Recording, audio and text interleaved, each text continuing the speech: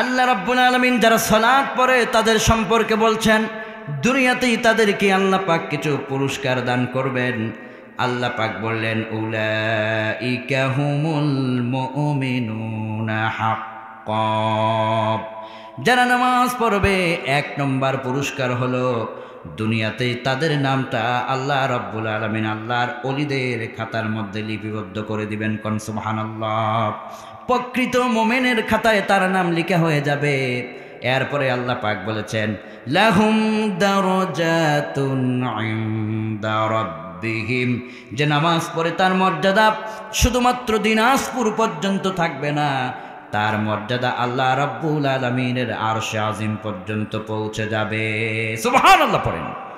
এরপরে আল্লাহ রাব্বুল আলামিন বলেছেন, ওয়া মাগফিরাতুন ওয়া রিজকুন কারীম, নামাজি যারা হবে তাদের গুনাহ মাফ হবে, আর সর্বশেষ পুরস্কার হবে দুনিয়ার সম্মানজনক রিজিকের ব্যবস্থা আল্লাহ পাক করে দিবেন। কোন সুবহানাল্লাহ। ১ নম্বর, তারা সত্যিকারের মুমিন হিসেবে বিবেচিত হবে।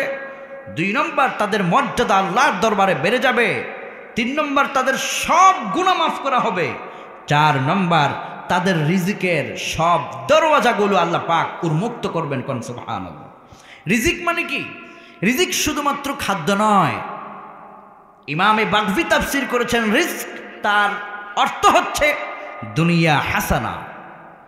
দুনিয়াতে সুন্দরভাবে জীবন চলতে গেলে যত খাবার প্রয়োজন, যত টাকা প্রয়োজন, যত সম্মান প্রয়োজন, আল্লাহ পাক রিজক শব্দের ভিতরে সব ঢুকিয়ে দিয়েছেন। কোন আল্লাহু আকবার।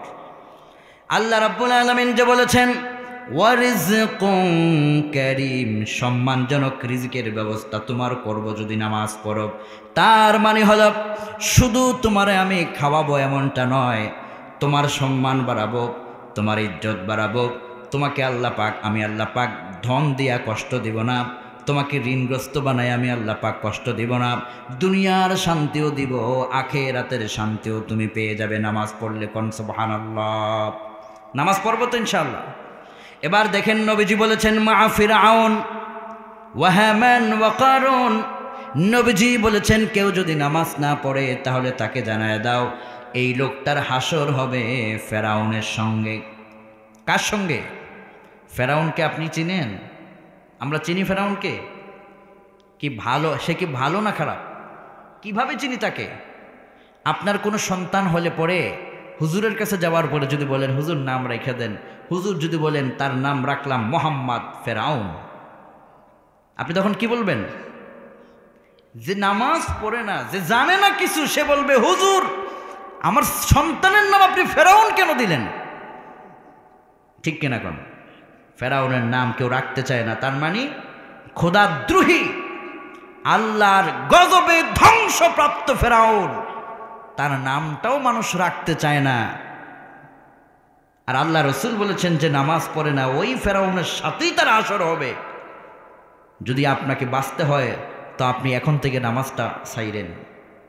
যদি নামাজ ছেড়ে দেন তো ফেরাউনের সঙ্গে হাসর হয়ে যাবে। তা আপনারা কি করতে চান? হাসর আমার কার সাথে হোক, রসুলের সঙ্গে নাকি ফেরাউনের সঙ্গে? রসুলের সঙ্গে হাসর করতে হলে এখন থেকে 1 ওয়াক্ত নামাজও ছাড়া যাবে না। বলুন ইনশাআল্লাহ। যত কষ্ট হোক সালাত পড়ব। নবীজি বলেছেন 2 রাকাত নামাজের মূল্য যদি কেউ বুঝতো তাহলে সে প্রতিযোগিতা করে হলো সালাতটাকে ছাড়তো না। সাহাবায়ে কেরাম বললেন, ইয়া রাসূলুল্লাহ, ইয়া হাবিবাল্লাহ, 2 রাকাত নামাজের মূল্য কতটুকু যদি জানায় দিতেন। নবীজি বললেন, আমার উম্মতের গুনাহ যদি পাহাড় পরিমাণ হয়ে যায়, উহুদ পাহাড় পরিমাণ যদি আমার উম্মতের গুনাহ হয়ে যায়, ওই উম্মত যদি নামাজের ভিতরে দাঁড়ায় যায়, মান সাল্লা রাকাতাইন, মাত্র 2 রাকাত নামাজের নিয়ত দাঁড়ালো। কয় রাকাত? 2 রাকাত। কত মূল্য নামাজের! আল্লাহর হাবিব বললেন, পাহাড় পরিমাণ গুনাহ আছে আমার উম্মতের আমলনামায়। যুবক মানুষ বুঝে নাই, পাপ করে ফেলেছে, বুঝে নাই সে মদের আড্ডাখানায় বসেছিল, বুঝে নাই সে জুয়ার আড্ডায় বসেছিল, বুঝে নাই সে গুনাহ করে ফেলেছে, কিন্তু এখন তার মনে হয়েছে দুনিয়ার জীবন নয়, পরকাল আছে, আখেরাত আছে, রবের সামনে তাকে দাঁড়াতে হবে। এই চিন্তা করে চোখ বেয়ে তার পানির ফোঁটা পড়তেছে। আল্লাহু আকবার তাকবীর দিয়া মাত্র 2 রাকাত নামাজের নিয়তে দাঁড়ায় গেল, সূরা ফাতিহা শুরু করে দিল, আর চোখ বেয়ে তার পানির ফোঁটা পড়তেছে। রুকুতে যাচ্ছে, পানির ফোঁটা পড়ে, সামি আল্লাহু লিমান হামিদা রব্বানা ওয়ালাকাল হামদ বলছে, তাও তার চোখ বেয়ে পানি পড়ে। সেজদা যায়, পানি পড়ে। এভাবে করে তার 2 রাকাত নামাজ সম্পন্ন হওয়ার পথে নবীজি বলেছেন, ডান দিকে সালাম ফিরাইয়া বাম দিকে সালাম ফিরাবার আগেই তার পাহাড় পরিমাণ গুনাহ আল্লাহ মাফ করে দেয়। 2 রাকাত নামাজের মূল্য কত বেশি, অথচ কত নামাজ আমরা তরক করি, ছেড়ে দেই। আল্লাহর হাবিব ফজরের সময় জাগলেন। কোন সময়? সবাই বলেন কোন সময়? ফরজের সময় নাকি ফজরের সময়?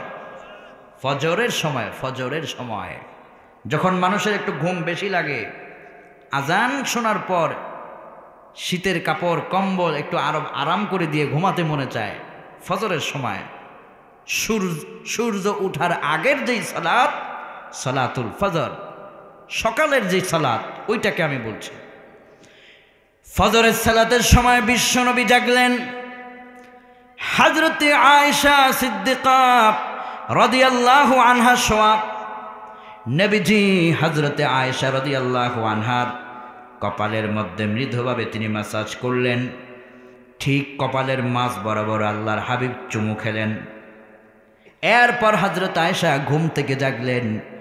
নবীজি বললেন, আয়েশা একটু উঠে বসো, দেখো তো আমাদের ঘরের দরজায় কাউকে তুমি দেখতে পাও নাকি? আয়েশা সিদ্দিকা রাদিয়াল্লাহু আনহা বললেন, প্রাণের স্বামী আমার, ওগো আল্লাহর রাসূল, দরজা বরাবর তো কাউকে কিছুই দেখলাম না।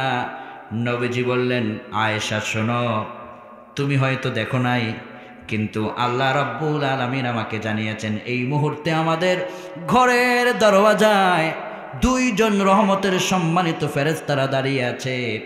তারা বলতেছে, ও গৃহবাসী, ও ঘরের মানুষেরা, তোমরা এখন ঘুমায় থাইকো না, তোমাদের কিছু চাওয়ার থাকলে রবের দরবারে ফজরের সময় চাও। ফজরের সময় রবের দরবারে চাইলে সেই দোয়া রবের দরবারে কবুল হয়ে যায়। ফজরের সময় ঘুমায় থাইকেন না, আজান শোনা মাত্রই জেগে উঠবেন। পারবেন না ইনশাআল্লাহ? নবীজি বললেন, আয়েশা এবার উম্মতদেরকে জানায় দাও, 2 রাকাত নামাজ যদি তারা পড়ে তাহলে তাদের মূল্য কত বেশি হবে। নবীজি বললেন, মান সাল্লা রাকাতাল ফজর খায়রুম মিনাদ দুনিয়া ওয়া মা ফিহা। ফজরের 2 রাকাত মাত্র সুন্নত সালাত। তাশরির ভিতরে উমদাতুল কারির শরহে সহিহুল বুখারীর ভিতরে বদরুদ্দিন আইনি লিখেছেন, মাত্র 2 রাকাত ফজরের সালাত যদি কেউ পড়ে, এই 2 রাকাত ফজরের সুন্নত এক পাল্লায় দেয়া হলে তামাম দুনিয়া যদি অপর পাল্লায় দেয়া হয় তো 2 রাকাত নামাজের মূল্য তামাম দুনিয়া থেকে বেশি ভারী হয়ে যাবে। অথচ এই ফজরের 2 রাকাত নামাজ কত মানুষ ছেড়ে দেয়। আমরা এখন থেকে আর ছাড়বো না ইনশাআল্লাহ। পড়েন এক যুগে সবাই বলুন, আর নামাজ ছাড়বো না ইনশাআল্লাহ। মোমেন অস্ত্র দিয়া জয় করে নাই, গোটা দুনিয়া সাক্ষী। ভারত আজ আমাদেরকে হুঙ্কার দেয়, আমাদের মসজিদের মিনার ভারত ভেঙে ফেলছে। ভারত জানে না এই ভারত মুসলমানেরা চালিয়েছে। 766 বছর মুসলমান এই ভারত শাসন করেছে।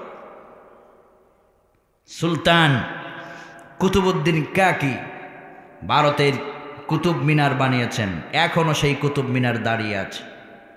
দিল্লির লাল কেল্লা সম্রাট শাহজাহান বানিয়েছেন, এখনো দাঁড়িয়ে আছে। আগ্রার দুর্গ মুসলমানেরা বানিয়েছে, তাজমহল মুসলমানেরা বানিয়েছে। ভারতের বুকে 766 বছর মুসলমান রাষ্ট্র সরকারেরা, মুসলিম সুলতানেরা মুসলিম বাদশারা ভারত চালিয়েছে কোরআন দিয়ে 766 বছর। কোন আল্লাহু আকবার। সেই ভারত আমাদের হুঙ্কার দেয়, মনে রেখো আবারও সুলতান কুতুবউদ্দিন কাকির মতো, মোহাম্মদ বিন কাসিমের মতো ভারতের মুসলমান যদি জেগে ওঠে, দিল্লির লাল কেল্লায় কোরআনের পতাকা উড়িয়ে দেওয়া হবে। বাধা দিয়ে কেউ কোরআনের পতাকাকে উৎখাত করতে পারবে না। কোন ঠিক কিনা? আমার মুসলমানেরা নম্র ভদ্র বলে তারা গৃহযুদ্ধ ছড়াচ্ছে না ভারতের বুকে। সেখানে মুসলমানদেরকে জোর করে বলানো হচ্ছে জয় শ্রীরাম, কিন্তু মুসলমান অত্যন্ত নম্র আর ভদ্র হওয়ার কারণে তারা দাঙ্গা সৃষ্টি করছে না। আলহামদুলিল্লাহ পড়েন। এটাই সভ্য জাতি, দুনিয়ায় একমাত্র সভ্য জাতি মুসলিম জাতি। তাদের উপরে সভ্য নম্র ভদ্র জাতি পৃথিবীতে আর কেউ হতে পারে না। কোন আল্লাহু আকবার। এই যে ইউনাইটেড স্টেট অফ আমেরিকাতে কদিন আগে একটি রিপোর্ট করলো, তারা 3 জন খ্রিস্টান যুবক রাস্তা দিয়ে হেঁটে যাচ্ছে। বিখ্যাত রাইটার তার সঙ্গে সাক্ষাৎ হলো। তিনি দেখলেন 3 জন যুবক তাদের পকেটে, বুক পকেটে তারা কোরআনের পাণ্ডুলিপি রেখেছে। তার নাম হলো দ্য হোলি কোরআন। তো বিখ্যাত পর্যটক তিনি বললেন, ও খ্রিস্টান যুবকেরা, তোমরা খ্রিস্টান হয়ে মুসলমানদের ধর্মগ্রন্থ কোরআনের পাণ্ডুলিপি পকেটে রেখে রাস্তায় হাঁটতেছে কেন? 3 খ্রিস্টান যুবক জবাব দেয়, কদিন আগে আমরা একটি লাইব্রেরিতে গেলাম। ওই লাইব্রেরিতে যাওয়ার পরে অনেকগুলো বই, অনেকগুলো গ্রন্থ আমরা খুঁজে খুঁজে বের করলাম। একটা জায়গায় দেখলাম দ্য হোলি কোরআন নামে এই খণ্ডখানা এখানে পড়ে আছে। চিন্তা করলাম ট্রান্সলেশন করে যে এটা একটা পবিত্র গ্রন্থ, পবিত্র কোরআন। মনে হচ্ছে এটা পবিত্র কিছু হবে, বাইবেলের মতো বা এরকম কিছু হবে। আমরা এটাকে হাতে নিলাম, এরপরে বুকের ভিতরে এখানে পকেটের মধ্যে রাখলাম যে বাসায় গিয়ে এটাকে অবজার্ভ করব। কিন্তু কি আশ্চর্যের বিষয় যে আমার বন্ধু বুকের মধ্যে সে এই কোরআনে কারিমটা রেখেছে, তার বুকের এই পাশে আগে থেকে ব্যথা ছিল, পেন ছিল। ডক্টর দেখিয়েছে অনেক দিন ধরে তার ব্যথা দূর হচ্ছিল না। কিন্তু যবে থেকে এই কোরআনের পাণ্ডুলিপি পকেটের মধ্যে রাখা হলো, ততদিন থেকে তার বুকের ব্যথা সব দূর হয়ে গেল। আমরা বুঝতে পারলাম এটা একটা পবিত্র গ্রন্থ, তাই বুকে রেখে এখন হাঁটি, হৃদয়টা শান্তি থাকে। কোন আল্লাহু আকবার। খ্রিস্টানেরা কোরআন বুকে নিয়ে হাঁটে, এটা ইসলামের বিজয়, ইসলামের সম্মান। সুবহানাল্লাহ। কোন লস অ্যাঞ্জেলেস টাইমস তারা রিপোর্ট করলো, খোদ আমেরিকায় প্রতি বছর এই আপনার ঈমান, আপনার ইসলাম নিয়ে গবেষণা চলছে। সেখানে প্রতি বছর 1,50,000 খ্রিস্টান তরুণ যুবকেরা প্রতি বছর কালেমা পড়ে আমেরিকায় মুসলমান হচ্ছে। কোন আল্লাহু আকবার। ইসলাম দুনিয়াতে নিভে যাওয়ার ধর্ম নয়। ঈমান মানুষের নিভে যাবে এমনটি নয়। আপনার ঈমান আছে তো আপনি সম্মানিত, আপনি সবচেয়ে মর্যাদাবান। সুবহানাল্লাহ পড়েন। যেটা বলছিলাম আমার ভাইয়েরা, বিশ্বনবী বললেন, রে বেলাল, আগামী দিন বদরের যুদ্ধ হবে। আগের রাতে বেলাল না ঘুমাইয়া তাহাজ্জুদ আর সেজদায় দোয়ার মধ্যে কাটায় দিল। বদরের প্রান্তে যখন নেমে গেলেন, যেই উমাইয়ারা ইসলামকে নিয়ে এত ষড়যন্ত্র করেছে, সেই উমাইয়ার কল্লা দ্বিখণ্ডিত হয়ে বদরের প্রান্তে ইসলামের বিজয়ের নিশানা আল্লাহ উড়িয়ে দিয়েছেন। কোন সুবহানাল্লাহ। ঈমানের কারণে যুগে যুগে মানুষদেরকে আল্লাহ সম্মানিত করেছেন। বেলালের সম্মানটাও এই ঈমানের জন্য। আপনিও যদি এই ঈমানের উপর ইস্তেকামত থাকেন, অটল অবিচল থাকেন, তাহলে আপনাকে সম্মানিত করবেন যিনি, তিনি কে? এই জন্য বেলালের মতো ঈমানদার হতে হবে। যত জুলুম আসুক, অত্যাচার আসুক, কাফিরদের নানান ষড়যন্ত্র আসুক, ঈমান যেন আমার থেকে কেউ কেড়ে নিতে না পারে। বলেন ইনশাআল্লাহ। আমরা ঈমান নিয়ে থাকতে চাই, ঈমান নিয়ে বাঁচতে চাই, ঈমান নিয়েই মরতে চাই ইনশাআল্লাহ। এরপরে আল্লাহর প্রিয় বান্দাদের দ্বিতীয় নম্বর গুণ হলো ঈমানের সাথে সাথে দ্বিতীয় নম্বর যে জিনিসটা তারা ছাড়বে না তা হচ্ছে সালাত। তারা দুনিয়ার সব কিছু ছাড়তে পারবে কিন্তু নামাজ ছাড়বে না। কি ছাড়বে না? সবাই বলেন কি ছাড়বে না? নামাজ তারা ছাড়বে না। আল্লাহ রাব্বুল আলামিন বলেন আল্লাযীনা ইউকিমুনাস সালাতা ওয়া মিম্মা রাযাকনাহুম ইউনফিকুন উলাইকা হুমুল মুমিনুনা হাক্কান লাহুম দারাজাতুন ইনদা রাব্বিহিম ওয়া মাগফিরাতুন ওয়া রিজকুন কারীম। আমি যারা নামাজ পড়ে না তাদেরকে আগে একটু পায়ে ধরে বলতে চাই, এখন থেকে আর নামাজটা ছাইরেন না। জীবন ধ্বংসের, সংসারে অভাব লাগার পিছনের যে বড় কারণ সেটাই হচ্ছে যারা সালাত পড়ে না। সংসারে কখনো তাদের শান্তি আসবে না, কখনো শান্তি আসবে না। টাকা আছে, নামাজ পড়েন না, টাকা দিয়ে শান্তি আসবে না। হঠাৎ করে এমন রোগ আল্লাহ আপনাকে দিবেন, আপনি কয় টাকার মালিক? 200 কোটি, হাজারো কোটি টাকা দিয়ে ডক্টর অপারেশন করালে ওই রোগ ভালো করা যাবে না। এমন ভয়ঙ্কর রোগ আল্লাহ দিতে পারেন কি পারেন না? আমার একজন মুসল্লি রাত 3টায় ফোন করে কয়, হুজুর হঠাৎ আমার অসুস্থ, আমার স্ত্রী অসুস্থ, তার অসুস্থতা দেখে আমি অসুস্থ হয়ে পড়েছি। ডক্টর কল করেছি, আগামী দিন আমাদের ফ্লাইট হবে, আমরা চলে যাব সিঙ্গাপুর।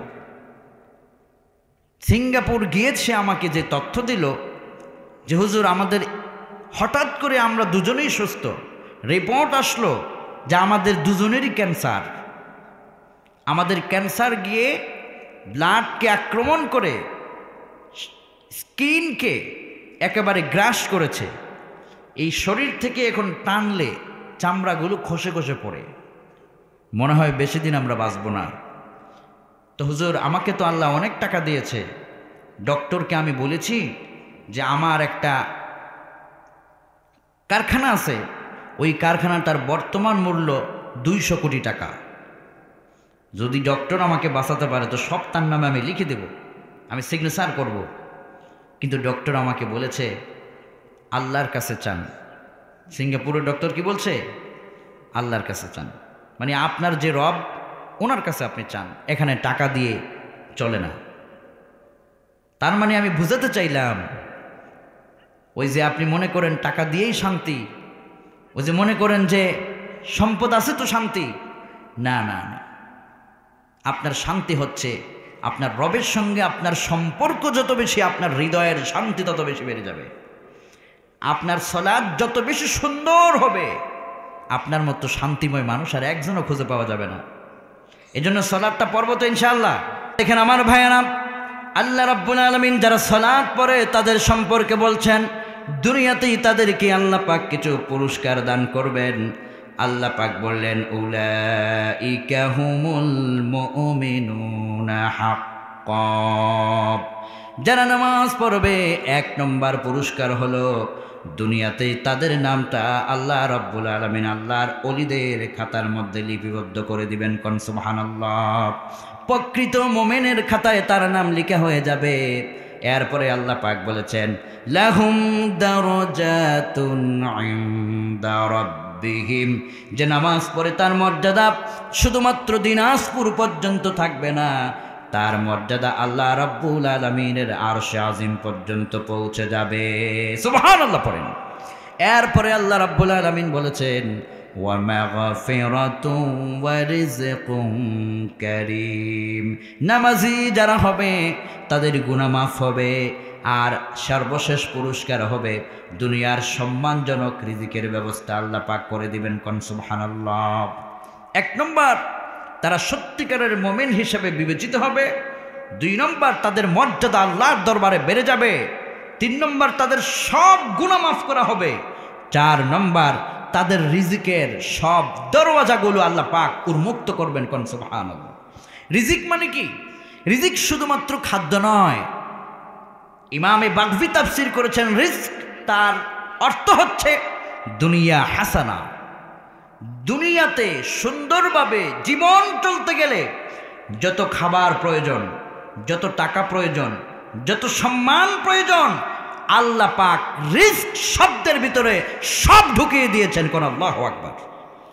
আল্লাহ রাব্বুল আলামিন যে বলেছেন ওয়ারিজকুম কারীম, সম্মানজনক রিজিকের ব্যবস্থা তোমার করব যদি নামাজ পড়ো। তার মানে হলো শুধু তোমারে আমি খাওয়াবো এমনটা নয়, তোমার সম্মান বাড়াবো, তোমার ইজ্জত বাড়াবো। তোমাকে আমি আল্লাহ পাক ধন দিয়া কষ্ট দিব না, তোমাকে ঋণগ্রস্ত বানাই আমি আল্লাহ পাক কষ্ট দিব না। দুনিয়ার শান্তিও দিব, আখিরাতের শান্তিও তুমি পেয়ে যাবে নামাজ পড়লে। কোন সুবহানাল্লাহ। নামাজ পড়বো তো ইনশাআল্লাহ। এবার দেখেন নবীজি বলেছেন মা ফিরআউন ওয়া হামান ওয়া কারুন। নবীজি বলেছেন কেউ যদি নামাজ না পড়ে তাহলে তাকে জানায় দাও এই লোকটার হাসর হবে ফেরাউনের সঙ্গে। কার সঙ্গে? ফেরাউনকে আপনি চিনেন? আমরা চিনি ফেরাউনকে? কি ভালো, সে কি ভালো না খারাপ? কিভাবে চিনি তাকে? আপনার কোনো সন্তান হলে পরে হুজুরের কাছে যাওয়ার পরে যদি বলেন হুজুর নাম রেখে দেন, হুজুর যদি বলেন তার নাম রাখলাম মোহাম্মদ ফেরাউন, আপনি তখন কি বলবেন? যে নামাজ পড়ে না, যে জানে না কিছু, সে বলবে হুজুর আমার সন্তানের নাম আপনি ফেরাউন কেন দিলেন? ঠিক কিনা? কোন ফেরাউনের নাম কেউ রাখতে চায় না, তার মানে খোদাদ্রোহী, আল্লাহর গজবে ধ্বংসপ্রাপ্ত ফেরাউন, তার নামটাও মানুষ রাখতে চায় না। আর আল্লাহ রসুল বলেছেন যে নামাজ পড়ে না ওই ফেরাউনের সাথেই তার হাসর হবে। যদি আপনাকে বাঁচতে হয় তো আপনি এখন থেকে নামাজটা ছাইরেন। যদি নামাজ ছেড়ে দেন তো ফেরাউনের সঙ্গে হাসর হয়ে যাবে। তা আপনারা কি করতে চান? হাসর আমার কার সাথে হোক, রসুলের সঙ্গে নাকি ফেরাউনের সঙ্গে? রসুলের সঙ্গে হাসর করতে হলে এখন থেকে 1 ওয়াক্ত নামাজও ছাড়া যাবে না। বলুন ইনশাআল্লাহ। যত কষ্ট হোক সালাত পড়ব। নবীজি বলেছেন 2 রাকাত নামাজের মূল্য যদি কেউ বুঝতো তাহলে সে প্রতিযোগিতা করে হলো সালাতটাকে ছাড়ত না। সাহাবায়ে কেরাম বললেন ইয়া রাসূলুল্লাহ, ইয়া হাবিবাল্লাহ, 2 রাকাত নামাজের মূল্য কতটুকুন যদি জানায় দিতেন। নবীজি বললেন আমার উম্মতের গুনাহ যদি পাহাড় পরিমাণ হয়ে যায়, উহুদ পাহাড় পরিমাণ যদি আমার উম্মতের গুনাহ হয়ে যায়, ওই উম্মত যদি নামাজের ভিতরে দাঁড়ায় যায়, মান সাল্লা রাকাতাইন, মাত্র 2 রাকাত নামাজের নিয়তে দাঁড়ালো। কয় রাকাত? 2 রাকাত। কত মূল্য নামাজের! আল্লাহর হাবিব বললেন পাহাড় পরিমাণ গুনাহ আছে আমার উম্মতের আমলনামায়।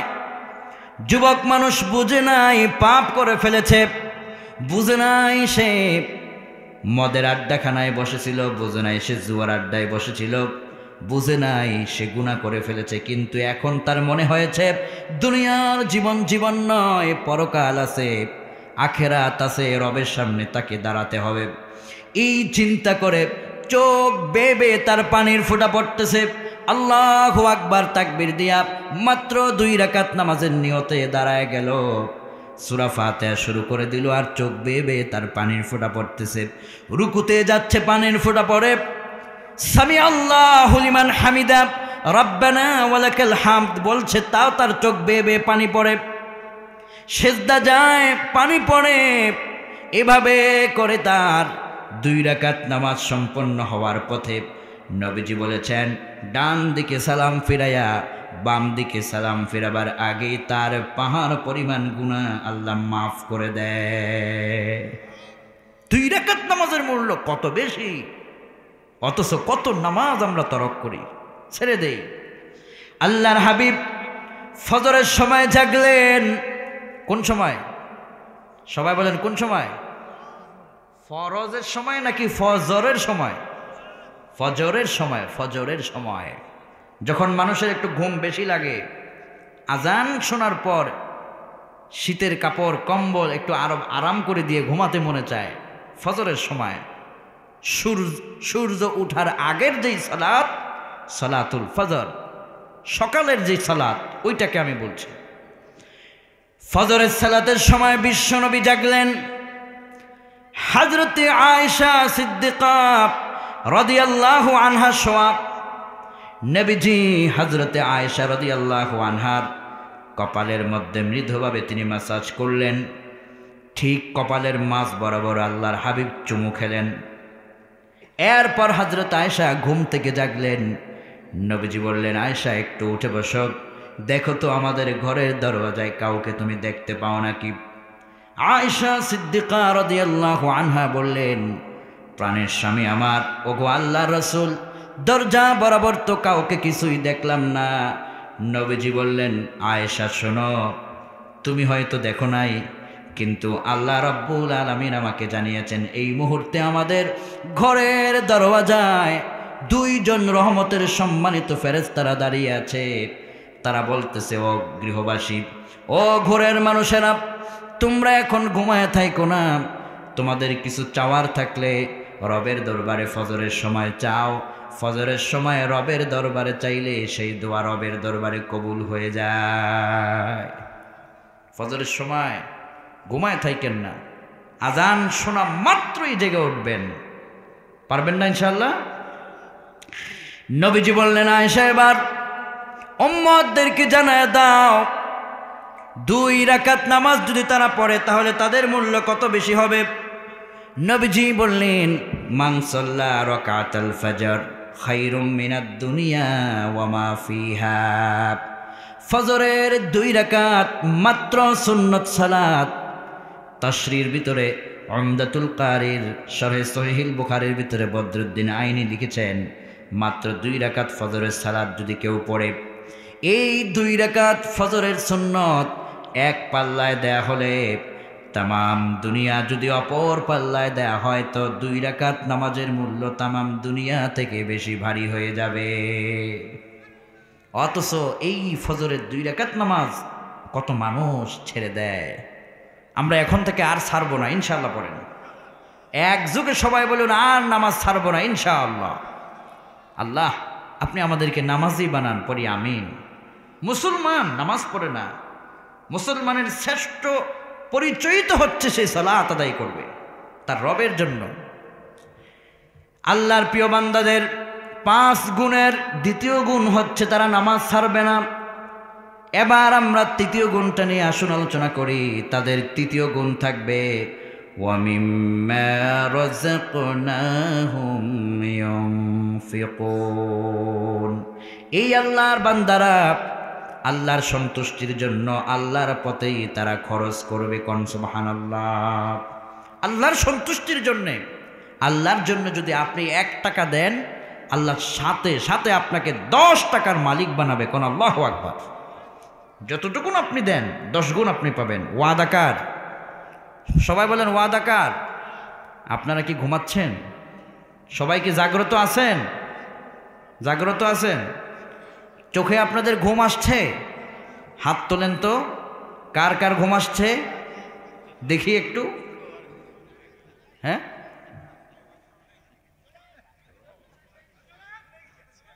একটু টেস্ট করলাম আর কি আমি, যে মনোযোগ কোন দিকে। মনোযোগ কি আছে এদিকে নাকি গেছে? আছে তো ইনশাআল্লাহ। মুমিনদের তৃতীয় গুণ হচ্ছে তারা কম হলেও খরচ করবে। কার জন্যে? আল্লাহর জন্যে। নবীজির কাছে বলা হলো, হুজুর খরচটা আমরা কাদের মতো করব? নবীজি বলেছেন, তোমরা হযরতে আলীর মতো দান করো। কার মতো? হযরতে আলী। বিশ্বনবী সাল্লাল্লাহু আলাইহি ওয়াসাল্লাম হযরত আলীর কথা কেন বললেন? হযরত আলী একবার ঘর থেকে বেরিয়েছেন, তার পকেটের ভিতরে কোনো টাকা নাই। ফাতেমা রাদিয়াল্লাহু আনহা বলেছেন, প্রিয় স্বামী, ও আমার প্রিয় স্বামী, আজ 3 দিন যাবত আমি অসুস্থ হয়ে ঘরের ভিতরে পড়ে আছি। যদি আপনি আমার জন্য একটুকুন আনার আনতেন তো আমার আনার খেতে খুব ইচ্ছে হয়েছে। হযরত আলী ঘর থেকে বেরোবার সময় পকেটে হাত দিয়ে দেখে টাকা নাই। তো এখন আনবে কি করে? টাকা নাই, পয়সা নাই, আনবে কি করে? হযরত আলী ঘর থেকে বেরিয়ে গেলেন, মদিনার একটা বাজারে গিয়ে তিনি কাজ করলেন। সন্ধ্যার পরে 3 দিরহাম পেলেন। এই 3 দিরহাম দিয়া হযরত আলী একটা আনার মদিনার বাগান থেকে ক্রয় করলেন। বাগান থেকে ক্রয় করার পরে হযরত আলী সন্ধ্যায় ওই বাগান নিয়ে তিনি মদিনার বাজার থেকে আনারটাকে ক্রয় করে বাড়ির দিকে রওনা দিয়েছেন। বাড়ির পথে যখন রওনা হয়েছেন, এক ভিক্ষুক ডেকে বলছে, ও পথিক, 3 দিন পর্যন্ত খাই না, যদি আমাকে একটুকুন খাবারের ব্যবস্থা করতা, তোমার জন্য আমি দোয়া করতাম। হযরত আলী আবার চিন্তায় পড়ে গেলেন, পকেটের ভিতরে আনার যেটা আমি আমার স্ত্রীর জন্য নিয়েছি, আমার নবীজির কন্যার জন্য, যদি ভিক্ষুককে দিয়ে দেয় তো আমার স্ত্রী পাবে না, আর স্ত্রীকে দিলে ভিক্ষুক পাবে না, তো কি করতে পারি? হযরত আলী তখন আকাশের দিকে তাকাইয়া কোরআনের এই আয়াত পড়লেন, ওয়া আম্মাস সাইলা ফালা তানহার।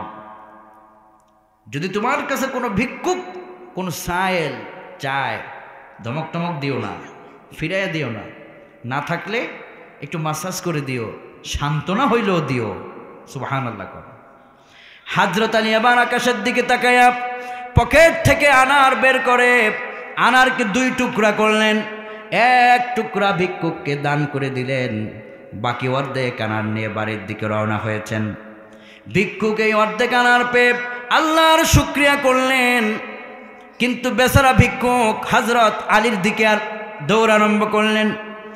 ও পথিক, দাঁড়াও, তুমি যে আমাকে অর্ধেক আনার দিয়েছ, আমার কলিজা ঠান্ডা হয় নাই। যদি বাকি অর্ধেক আনার দিতা তো খেতে পারলে আমার হৃদয়টা শান্ত হয়ে যেত, তোমার জন্য দোয়া করতাম। এবার হযরত আলী কত বড় পরীক্ষার সম্মুখীন হয়েছেন। বেচারা আলী দিনের বেলায় টাকা ছাড়া ঘর থেকে বেরিয়েছেন, আরেকজনের দোকানে কাজ করে কিছু টাকা পাইছেন, ওটা দিয়ে তিনি তার স্ত্রীর জন্য আনার ক্রয় করেছেন, অর্ধেক দান করে দিয়েছেন, বাকি অর্ধেক আবার ভিক্ষুক চায়। এবার হযরত আলী কি সিদ্ধান্ত নেবেন? মুমিন ব্যক্তিরা সব সময় আল্লাহ রাব্বুল আলামিনের সন্তুষ্ট এটাই সে আগে প্রাধান্য দেয়, এরপরে দুনিয়া, এরপরে অন্য কিছু।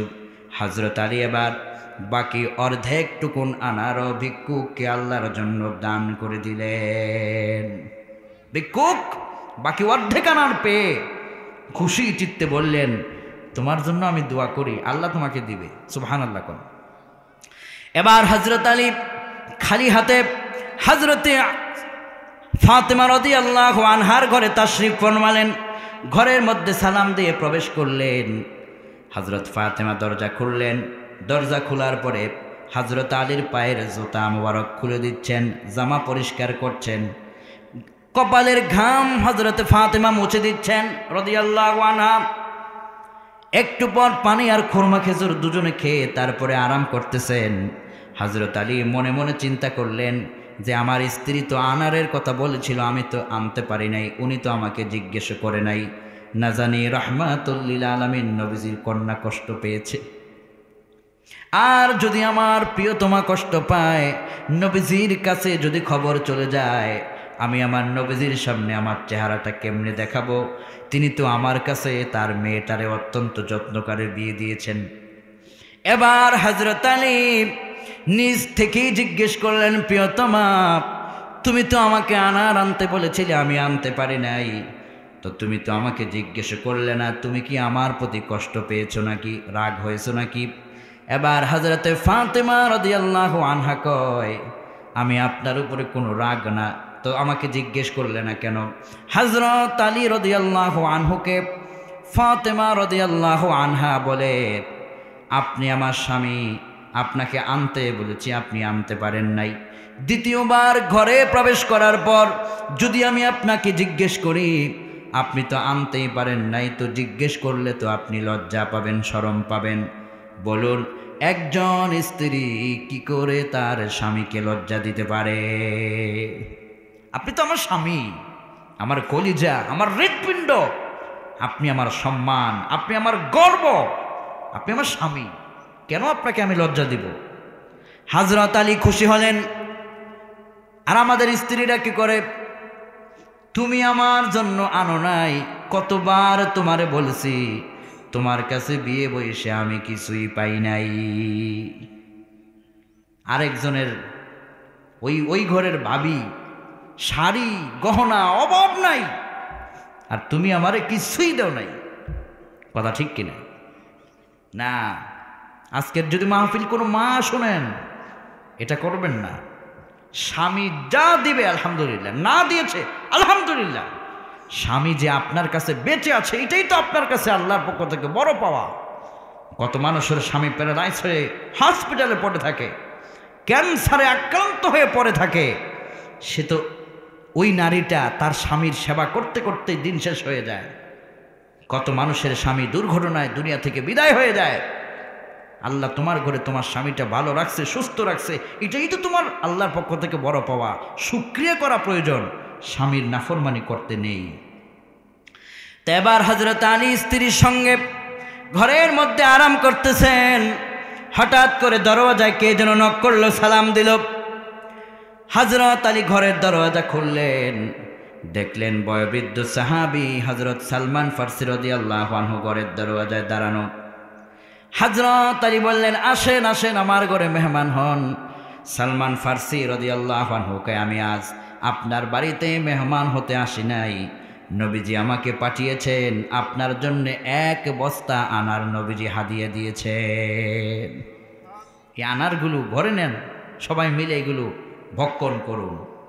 হযরত আলী বললেন, রে সালমান, নবীজি আমার জন্য আনার পাঠাইছেন, এখানে কয়খানা আনার আছে গনে দেখেন। সালমান ফারসি গনতে লাগলেন, দেখলেন 9খানা আনার। হযরত আলী বললেন, আনার যদি 9খানা হয় তাহলে এগুলো আমার না। সালমান ফারসি কয়, তাহলে আপনার কোনগুলো হবে?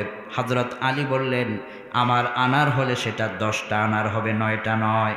কেননা আমি আল্লাহর হাবিবকে বলতে শুনেছি, যে আল্লাহর বান্দা আল্লাহর জন্য 1টা আনার দান করবে, 1 টাকা দান করবে, আল্লাহ পাক তাকে 10 গুণ দিয়া দিবে। আল্লাহ আমাকে আজকে 1 আনারের জন্য আল্লাহ আমাকে 9টা নয় দিলে, আল্লাহ আমাকে 10টাই দিবে। যদি এখানে 9টা থাকে তাহলে আমি আলীর এই আনার 9 তুমি ফিরিয়ে নিয়ে যাও। সালমান ফারসি সেজদায় পড়ে গেলেন, আল্লাহ শুকরিয়া করে তিনি কান্না করলেন, আর পকেটের ভিতর থেকে আরেকটা আনার বের করে 9টার সঙ্গে যুক্ত করে 10 মিলালেন। হযরত সালমান ফারসি বললেন, আলী, তোমার প্রতি আজকে আল্লাহ পাক যে খুশি হয়েছে। একটু আগে বিশ্ব নবীর দরবারে জান্নাতি এক ফেরেশতা সাদা কাপড় পরিহিত অবস্থায় নাজিল হয়েছে। নবীজিকে সালাম দিয়ে জানানো হলো, আলী আজকে আল্লাহর জন্য 1টা আনার বিলিয়ে দিয়েছে। আল্লাহ পাক খুশি হয়ে জান্নাতের আনারের বাগান থেকে 10খানা আনার পেরে আলীর জন্য পাঠিয়ে দিয়েছে। হযরত আলী একটা দিয়ে 10টা পায়। যে আল্লাহ দিয়েছেন হযরত আলীকে, সে আল্লাহ আজও আছে না নাই? সবাই বলেন আছে না নাই? সে আল্লাহ পাকের কাছে চাইলে তিনি দিবেন, এবং তার রাস্তায় আলীর মতো খরচ করতে পারলে আপনিও পাবেন। বলেন ইনশাআল্লাহ। মুমিনদের 3য় গুণ, তারা দান সাদাকা করবে। তাদের 4র্থ গুণ হলো, ওয়াল্লাযীনা ইউমিনুনা বিমা উনজিলা ইলাইকা ওয়া মা উনজিলা মিন ক্বাবলিক। মুমিনদের 4র্থ নম্বর গুণ হলো, তারা মহান আল্লাহ রাব্বুল আলামিনের কোরআনের সঙ্গে সবসময় সম্পর্ক রাখবে। কিসের সঙ্গে? সবাই বলেন কিসের সঙ্গে? শেক্সপিয়রের গল্পের সঙ্গে নয়, আলবার্ট আইনস্টাইনের থিওরির সঙ্গে নয়। যুবক, তোমার সম্পর্ক থাকবে কোরআনের সাথে। কিসের সাথে? কোরআনের সাথে সম্পর্ক থাকবে। তুমি ফিজিক্স পড়তে পারো, কেমিস্ট্রি পড়তে পারো, কিন্তু তুমি কোরআন পড়তে পারো না। যুবক, তোমার জন্য দুর্ভাগ্য। কোরআন লাগবে, তোমাকে পড়তেই হবে কোরআন। নবীজি বলেছেন, যে ব্যক্তি মাত্র 10 বার যে ব্যক্তি সূরা ইখলাস পড়েছে, কোনো মতে পড়তে পেরেছে, বানাল্লাহু লাহু কাসরাম ফিল জান্নাহ, তার জন্য জান্নাতে রাজমহল আল্লাহ বরাদ্দ দান করে দেয়। কোন সুবহানাল্লাহ। যুবক, যদি একদিন ভুলে কখনো মনের অজান্তে পড়ে ফেলছে 10 বার সূরা ইখলাস, ওর জন্য জান্নাত বরাদ্দ হয়ে যায়। আর যদি গোটা 30 পারা কোরআন পড়ে তাহলে আল্লাহ না জানি তার প্রতি কত খুশি হয়। সুবহানাল্লাহ পড়েন। অথচ অনেক ইয়াং যুবক সূরা ফাতিহা ভালো করে শুদ্ধ করে পারে না, এরকম আছে না নাই? আমি প্রোগ্রাম করলাম ইউনিভার্সিটিতে, রাতে থাকলাম, সকাল 9টায় আমি বের হব। বেরোবার আগে ছেলেদেরকে বললাম, তোমরা এদিকে আসো, আসো তোমাদের সাথে আমি একটু মালফুজাত বিনিময় করি। তো তোমরা বলো, তুমি বলো সূরা ফাতিহা। যুবক আমার কাছে পড়তে লাগলো, আলহামদুলিল্লাহি রাব্বিল আলামিন আর রহমানির রহিম গায়রিল মাগদুবি আলাইহিম ওয়ালাদ-দাল্লিন আমিন।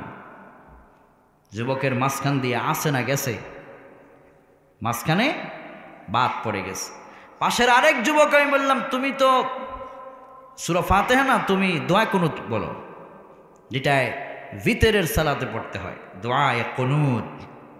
সে পড়তেছে, আল্লাহুম্মা ইন্না নাস্তাঈনুক ওয়া নাস্তাগফিরুকা ওয়া নু'মিনু বিকা ওয়া নাতাওয়াক্কালু আলাইক ওয়া নুসনি আলাইকাল খাইর ওয়া নাশকুরুকা ওয়া লা নাকফুরুকা ওয়া নাখলা'ু ওয়া নাতরুকু মান ইয়াফজুরুক আল্লাহুম্মা ইয়্যাকা না'বুদু ওয়া ইয়্যাকা নাস্তাঈন ইহদিনাস সিরাতাল মুস্তাকিম সিরাতাল লাযীনা আন'আমতা আলাইহিম গায়রিল মাগদুবি আলাইহিম ওয়ালাদ-দাল্লিন আমিন। হইছে? দোয়া কুনুত কি হইছে? আমি বললাম, যুবক তুমি ফাতিহার মাঝখান দিয়ে ছেড়ে দিছো, আর তুমি দোয়া কুনুতের মাঝখান দিয়ে ফাতিহাকে নিয়ে আসছো, কি করলা তোমরা?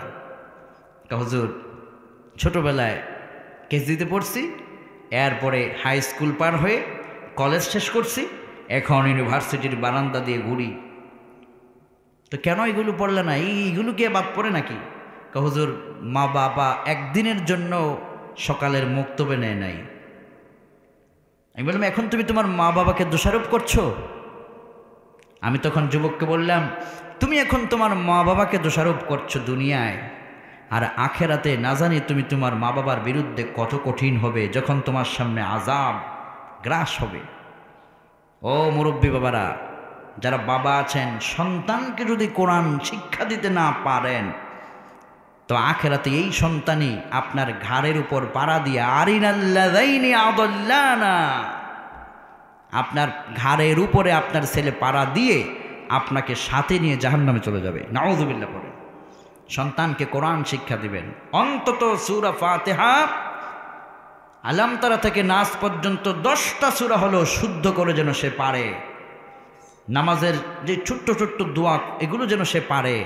আপনি মরে যাবার পরে যেন সে দোয়া করতে পারে, রব্বির হামহুমা কামা রব্বায়ানি সগীরা। এই দোয়াটা অন্তত তারা একটু শিখেন। এই যে আমাদের দেশে একজন মারা গেল, শিল্পপতি সাহেবের লাশ আসলো দেশে, বিদেশে মারা গেছে, লাশ আসলো দেশে, এয়ারপোর্ট থেকে তার জানাজা স্থলে পুলিশ নিয়ে আসছে। তো ছেলেকে বলতেছে, তোমার কিছু বলার আছে?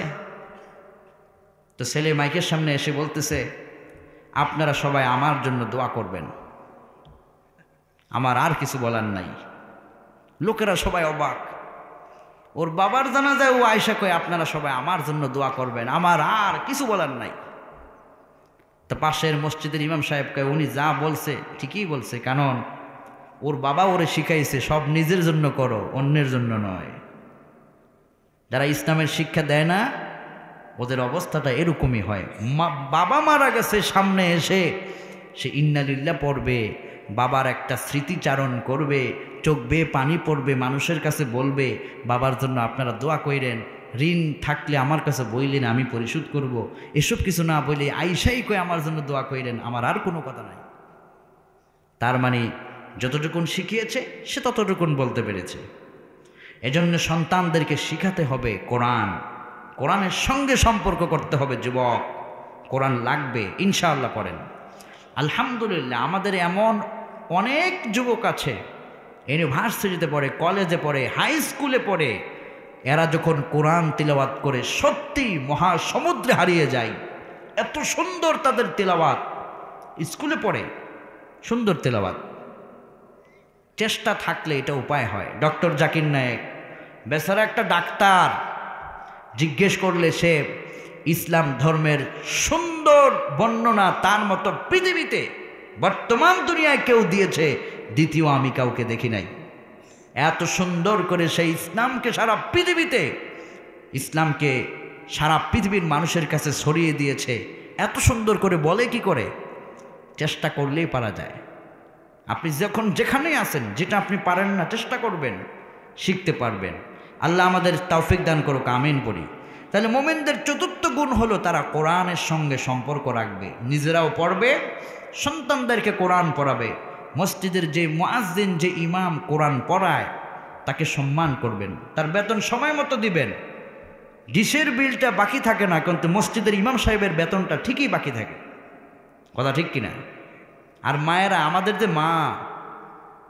আমাদের যে সম্মানিত মা, দুঃখও লাগে।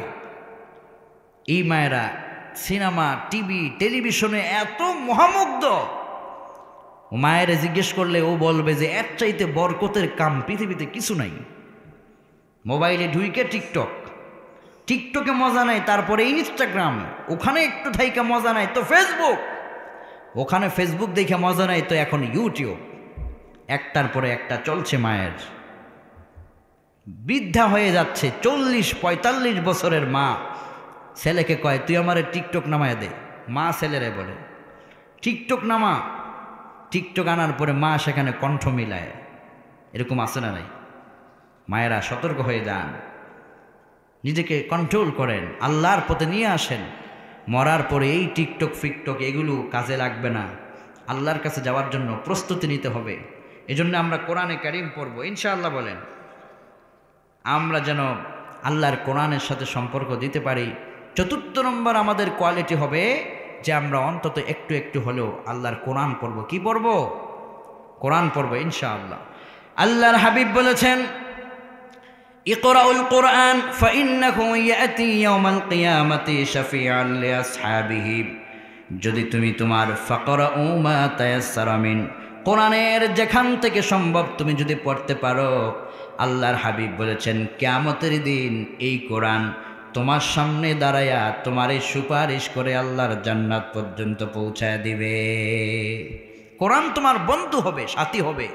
যেই কোরআন আমার বন্ধু হবে সেই কোরআনটা আমরা পড়ব ইনশাআল্লাহ। মুমিনদের চতুর্থ নম্বর গুণ হলো কোরআনের সঙ্গে সম্পর্ক রাখবে। পঞ্চম নম্বর গুণ হলো ওয়াবিল আখিরাতি হুম মুকিনুন। এরা রাত যখন গভীর হয়ে যাবে আল্লাহর দরবারে তারা সেজদায় পড়ে কান্না করবে। জীবনে তার কত পাপ হয়েছে, অন্যায় হয়েছে, নাফরমানি হয়েছে, কত গুনাহ করেছেন। এই চোখ দিয়া কত বেগানা নারীর দৃশ্য দেখেছেন। মোবাইলের স্ক্রিনে এই চোখ কত বেগানা নারীর দৃশ্য দেখেছেন। চোখটা অপবিত্র হয়ে আছে। এই পাপের কথা স্মরণ করে করে রাতের গভীরে কানবেন। নবীজি বলেছেন রাজুলুন যাকারাল্লাহ খালিয়ান ফাফাদাত আইনা। যারা আল্লাহর ভয়ে এক ফোঁটা চোখের পানি দেয়, আল্লাহ পাক ওই মানুষটাকে আরশে আজিমের ছায়ায় সম্মানের জায়গা দান করে দিবেন। আল্লাহর ভয়ে চোখের পানি ফেলে একটু কানবেন, গুনাহের জন্য, পাপের জন্য ক্ষমা চাইবেন, তাহলে ক্ষমা করে দিবেন যিনি, তিনি কে? মুমিনদের এই 5টি গুণ যার মধ্যে থাকবে, আল্লাহ পাকের ওয়াদা আবিশিরু বিল জান্নাহ, এই মানুষটা মরার আগে জান্নাতের সুসংবাদ পেয়েই মরতে পারবে। কোন সুবহানাল্লাহ। তাহলে এই 5টি গুণ আমাদের মধ্যে রাখার দরকার আছে না নাই? 1 নম্বরে কি বলছিলাম? ঈমান, মাশাআল্লাহ। 2 নম্বরে নামাজ। 3 নম্বরে দান সদকা, মাশাআল্লাহ। 4 নম্বরে কোরআন তিলাওয়াত। 4 নম্বরে কি? 5 নম্বরে কি? হ্যাঁ, এই তো মাশাআল্লাহ। আখিরাতের বিশ্বাস নিয়ে, পরকালের চিন্তা নিয়ে একটু কান্নাকাটি করে আল্লাহর কাছে মাফ চাওয়া, গুনাহের জন্য ক্ষমা চাওয়া। এই 5 গুণ বিশিষ্ট ব্যক্তি যারা থাকবে, আল্লাহ পাক তাদের সম্পর্কে বলছেন আল্লা তাখাফু ওয়া লা তাহজানু ওয়া আবশিরু বিল জান্নাহ। এই 5 গুণ যাদের মধ্যে পাওয়া যাবে, মালাকুল মউত যখন জান কবজ করার জন্য চলে আসবেন, সাকরাতে মউতের যন্ত্রণা সবচেয়ে বড় ভয়ঙ্কর। নবীজি বলেছেন এই দেহ থেকে রূহটা বের হতে চায় না। ফেরেশতা যখন রু টানতে যায়, এদিকে টানলে রু এদিকে ছুটাছুটি করে, এখান থেকে এখানে ছুটে যায়, রু বের হতে চায় না। আল্লাহর হাবিব বলেছেন তখন রু যখন কণ্ঠনালী পর্যন্ত চেপে বসে, ফেরেশতা মালাকুল মউত আজরাইল রু বের হতে চায় না, তখন তার রুটাকে টেনে টেনে হিসড়ে হিসড়ে তারপরে বের করে দেয়। আল্লাহর হাবিব বলেছেন এই যন্ত্রণার ভয়ঙ্কর যন্ত্রণা আর কিছুই হতে পারে না। টেনে হেসড়ে রু বের করা হয়, বের হতে চায় না। কেমন ভাবে টানে? আমি আপনাকে একটা উদাহরণ দেই। এই যে আমার হাতে এটা কি, কিসের বক্স? Tissue box. এই যে টান দিলাম, টিস্যুটা বেরিয়ে পড়ছে। কোনো কষ্ট হয়েছে? টিস্যুটা বের হইতে কোনো কষ্ট হয়েছে? বেরিয়ে গেছে। এবার দেখেন এই টিস্যুর পাশে একটি প্লাস্টিকের মতো নরম একটা কাগজ আছে। এটাকে যদি আপনি চান টিস্যুর মতো কি বের হবে? এটাকে আপনি ছিঁড়তে হবে এভাবে, এরপরও বের হয় না। তো কি করতে হবে? জোরে আপনাকে টেনে তারপরে বের করতে হবে। আল্লাহ রসুল বলেছেন রূহ কণ্ঠনালীতে আসার পর বের হতে চায় না, তখন এই রকম করে সিরে সিরে টেনে হেসড়ে রূহটাকে ফেরেশতা বের করে দেয়। মৃত্যুর যন্ত্রণা এত কঠিন হয়, কোন আল্লাহু আকবার, এত কঠিন হবে মৃত্যুর যন্ত্রণা। আল্লাহ রাব্বুল আলামিন বলেন এই কষ্টের মুহূর্তে যদি 5 গুণ তার মধ্যে পাওয়া যায়, তখন আল্লাহ পাক তার জন্য বলেছেন আল্লা তাখাফু ওয়ালা তাহজানু ওয়া আবশিরু বিল জান্নাহ।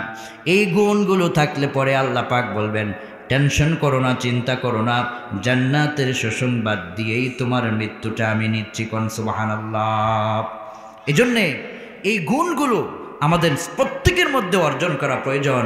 আল্লাহ তুমি কবুল করো, পড়ি আমিন।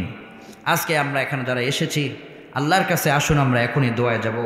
দোয়ার আগে এই প্রতিজ্ঞাবদ্ধ হই, আজকে যেগুলো শুনেছি, যেগুলো আল্লাহ আমাদের মনে রাখার তৌফিক দেয়, আমরা যেন আমল করতে পারি। আল্লাহ যেন তৌফিক দেয়, পড়ুন আমিন।